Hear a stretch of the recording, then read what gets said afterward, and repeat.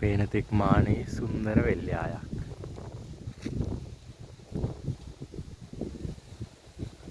තමලගොල්ලෑ පන්සලයි වෙල්යායයි.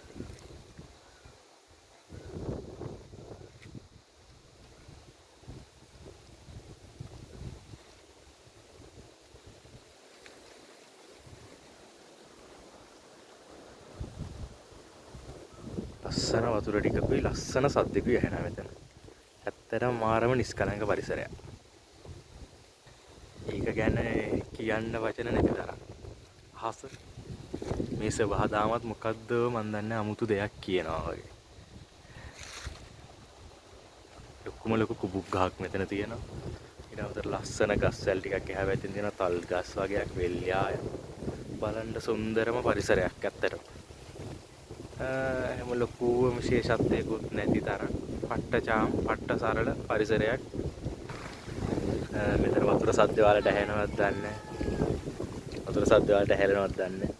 ලස්සනටම ඇත්තටම මාරම නිස්කලංකයි. කොක්කු වගේක් වහලා ඉන්නවා. එහා පැත්තෙන් ලොකුම ලොකු ගල් වැටියක් එක්ක වෙල්යායක් පැල් වගේක් තියෙනවා.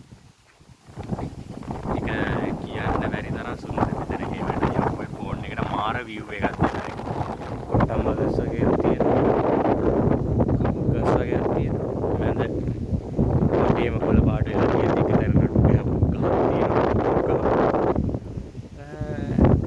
මාරම නිස්කලංකයි මේක.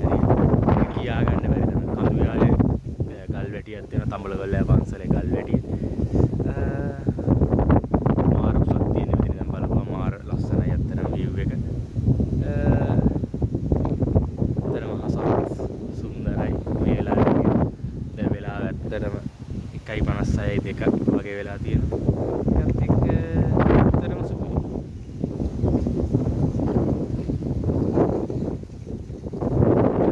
මාරම ලස්සනයි මේ පරිසරය. මෙතන view එක. ඒක කියා ගන්න බැරි තරම් ලස්සනයි.